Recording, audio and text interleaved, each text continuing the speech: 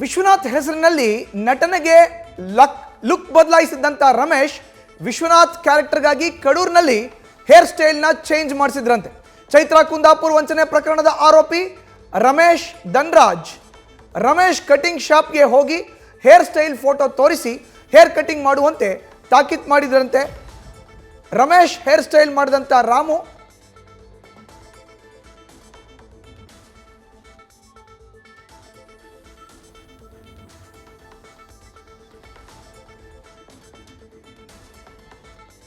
ಇನ್ನು ಈ ಪ್ರಕರಣಕ್ಕೆ ಸಂಬಂಧಪಟ್ಟಂತೆ ಪ್ರಸಾದ್ ದೂರವಾಣಿ ಸಂಪರ್ಕದಲ್ಲಿ ಇದ್ದಾರೆ.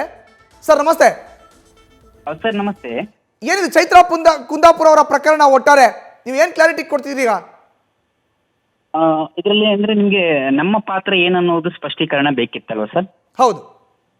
ಎಸ್. ಚೈತ್ರಾ ಕುಂದಾಪುರ ಅನ್ನುವರು ಈ ಸಂಘಟನೆ ಹೋರಾಟಗಾರ್ತಿ ಭಾಷಣಗಾರ್ತಿ ಅನ್ನುವಂಥದ್ದು ಉಡುಪಿ ಜಿಲ್ಲೆಯಲ್ಲಿ ಸ್ವಲ್ಪ ಹೆಸರು ಮಾಡಿರುವಂಥವ್ರು. ಸೊ ಗೋವಿಂದ ಬಾಬು ಪೂಜಾರಿ ಅವರು ಸಾಮಾಜಿಕ ಕೆಲಸಗಳಲ್ಲಿ ಮತ್ತು ವರಲಕ್ಷ್ಮಿ ಚಾರಿಟೇಬಲ್ ಟ್ರಸ್ಟ್ ಅನ್ನುವಂಥ ಹೆಸರಲ್ಲಿ ಬಡವರಿಗೆ ಸೇವೆ ಮಾಡಿರ್ತವಂಥವ್ರು ಮತ್ತೆ ನಿರಾಶ್ರಿತರಿಗೆ ಮನೆ ಕಟ್ಕೊಡೋದು ಈ ರೀತಿ ಕೆಲಸಗಳನ್ನೆಲ್ಲ ಸಾಮಾಜಿಕ ಕೆಲಸಗಳನ್ನ ಮಾಡ್ತಾ ಇದ್ರು.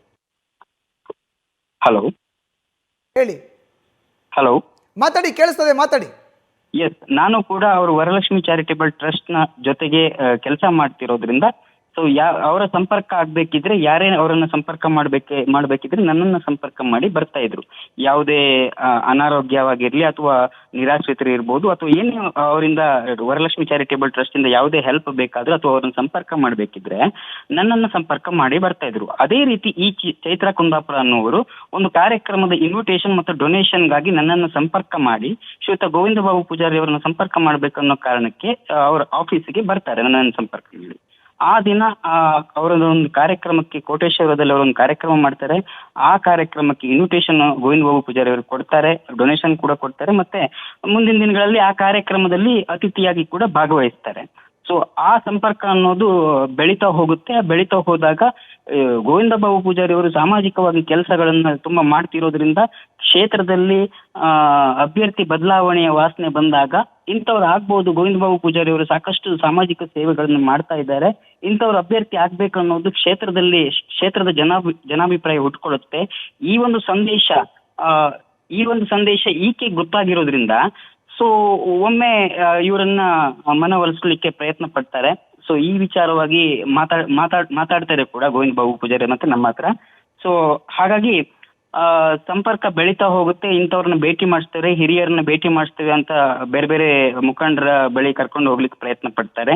ಸೊ ಪ್ರಯತ್ನ ಪಟ್ಟು ಸೊ ಅವರನ್ನ ಟಿಕೆಟ್ ಸಿಕ್ಕೇ ಸಿಗುತ್ತೆ ನಿಮ್ಗೆ, ಇವರು ಸಂಪರ್ಕ ಮಾಡಿದ್ರೆ ಸಿಕ್ಕೇ ಸಿಗುತ್ತೆ ಅನ್ನುವಂತ ಆಸೆಯನ್ನು ಹುಟ್ಟಿಸ್ತಾರೆ. ಸೊ ಅವರು ಕೂಡ ಯಾರು ಹುಟ್ಟಿಸೋದು ಆಸೆ? ಚೈತ್ರಾ ಕುಂದಾಪುರ ಅವರು. ಇಂಥವ್ರು ಸಂಪರ್ಕ ಮಾಡಿ ವಿಶ್ವನಾಥ್ ಜಿ ಹಿರಿಯವರು ಹಾಗೆ ಹೀಗೆ ಅಂತೆಲ್ಲ ಸಂಪರ್ಕ ಮಾಡಿಸಿ ಆಸೆಯನ್ನು ಹುಟ್ಟಿಸ್ತಾರೆ. ಸೊ ತದನಂತರ ಹಣದ ವ್ಯವಹಾರ ಕೂಡ ನಡೆಯುತ್ತೆ. ಸೊ ಇಂಥವ್ರಿಂದ ಮುಟ್ಟಿಸ್ಬೇಕು, ಹೀಗಾಗುತ್ತೆ ಹಾಗಾಗುತ್ತೆ ಅಂತ ಬೇರೆ ಬ್ಯಾಕ್ ಗ್ರೌಂಡ್ ಗೇಮ್ ಮಾಡ್ತಾರೆ. ಅಂದ್ರೆ ಹಿಂದಿಂದ ಇಂಥವ್ರನ್ನ ಸಂಪರ್ಕ ಮಾಡಿದ್ರೆ ಇಂಥವ್ರನ್ನ ಸಂಪರ್ಕ ಮಾಡಬೇಕು, ಅಲ್ಲಿ ತಲುಪಿಸ್ಬೇಕು, ಇಲ್ಲಿ ತಲುಪಿಸ್ಬೇಕಂತ ತಾನೆಲ್ಲೂ ತೋರಿಸ್ಕೊಳ್ದೆ ಒಂದು ನಾಟಕ ತಂಡವನ್ನ ಸೃಷ್ಟಿ ಮಾಡಿ ಈ ರೀತಿಯಾದಂತ ಮೋಸ ಮಾಡಿದ್ದಾರೆ. ಇದರಲ್ಲಿ ನಮ್ಮ ಪಾತ್ರವನ್ನು ನಿಮ್ಗೆ ಸ್ಪಷ್ಟವಾಗಿ ಹೇಳ್ತೇನೆ. ಮುಂದಿನ ಏನೇ ವಿಚಾರ ಬೇಕಿದ್ರು ಈಗ ಕಂಪ್ಲೇಂಟ್ ಆಗಿದೆ, ಸೊ ತನಿಖೆ ಆಗ್ತಾ ಇದೆ, ಅದರ ನಂತರ ನಿಮ್ಮನ್ನು ಸಂಪರ್ಕ ಮಾಡಿ ತಿಳಿಸ್ತೇವೆ. ಈಗ ಹೇಳ್ಬೇಕಾಗಿರೋದು ನನ್ನ ಪಾತ್ರ ಏನನ್ನೋದಷ್ಟೇ. ನನ್ನ ಪಾತ್ರ ಅವ್ರ ಜೊತೆ ನಾನು ಕೆಲಸ ಮಾಡ್ತಿರೋದ್ರಿಂದ ನನ್ನ ಸಂಪರ್ಕದ ಮುಖಾಂತರ ಬಂದಿದ್ದಾರೆ. ಆ ವಿಚಾರವಾಗಿ ನಾವು ಕೂಡ ಗೋವಿಂದ ಬಾಬು ಪೂಜಾರಿ ಅವ್ರ ಜೊತೆ ಮಾತಾಡ್ತಾ ಮತ್ತೆ ಇವ್ರು ಚೈತ್ರಾ ಕುಂದಾಪುರ ಜೊತೆ ಕೋಆರ್ಡಿನೇಟ್ ಮಾಡ್ತಾ ಇದ್ವಿ. ಹಾಗಾಗಿ ಸೊ ಈ ಸ್ಪಷ್ಟೀಕರಣವನ್ನು ನಾನು ಇಷ್ಟು ಕೊಡ್ತೇನೆ. ಮುಂದೆ ಕಂಪ್ಲೇಂಟ್ ಆಗಿದೆ. ಪ್ರಸಾದ್ ಬೈಂದೂರ್ ಅವರೇ, ನೀವು ಕೂಡ 8ನೇ ಆರೋಪಿ ಆಗಿದ್ದೀರಿ ಇದರಲ್ಲಿ? ಹೌದು ಹೌದು ಹೌದು ಹೌದು. ಕಾರಣ ಇಷ್ಟೇ, ಅಂದ್ರೆ ನನ್ನ ಮುಖಾಂತರ ಚೈತ್ರಾ ಕುಂದಾಪುರ ಅವರು ಸಂಪರ್ಕ ಆಗಿದೆ ಅನ್ನೋ ಕಾರಣಕ್ಕೋಸ್ಕರ ತನಿಖೆಗೆ ಅದು ಖಂಡಿತವಾಗಿ ಬೇಕಾಗುತ್ತೆ. ಹಾಗಾಗಿ ಆರೋಪಿಯನ್ನಾಗಿ ಮಾಡಿದ್ದಾರೆ. ಈಗ ಎಷ್ಟು ದಿನದಿಂದ ಇವರು ನಿಮ್ಗೆ ಪರಿಚಯ ಆಗಿದ್ದು? ಎಷ್ಟು ದಿನದ ಹಿಂದೆ ನೇರವಾಗಿ ಟಿಕೆಟ್ ಅನ್ನ ಕೊಡಿಸ್ತೀನಿ ಅಂತ ಹೇಳಿದ್ದು, ಇದೆಲ್ಲ ನಡೆದಿದ್ದು ಯಾವ್ಯಾವ ಸ್ಥಳದಲ್ಲಿ ಒಂದ್ ಸ್ವಲ್ಪ ವಿಸ್ತೃತವಾಗಿ ಹೇಳೋದಾದ್ರೆ ಪ್ರಸಾದ್ ಬೈಂದೂರ್ ಅವರೇ? ಇಲ್ಲ, ಅವರು ಕೂಡ ಸ್ಥಳೀಯವಾಗಿರೋದ್ರಿಂದನೇ, ಕುಂದಾಪುರದವರಾಗಿರೋದ್ರಿಂದ, ನಾವು ಕೂಡ ಕುಂದಾಪುರ ಬೈಂದೂರು ವ್ಯಾಪ್ತಿ ಆಗಿರೋದ್ರಿಂದನೇ ಪರಿಚಯ ಇದ್ದೇ ಇರುತ್ತೆ. ಹಾಗಾಗಿ ಒಂದು 7-8 ತಿಂಗಳ ಹಿಂದಿನ ಸಂಭಾಷಣೆಗಳಿದು. ಓಕೆ.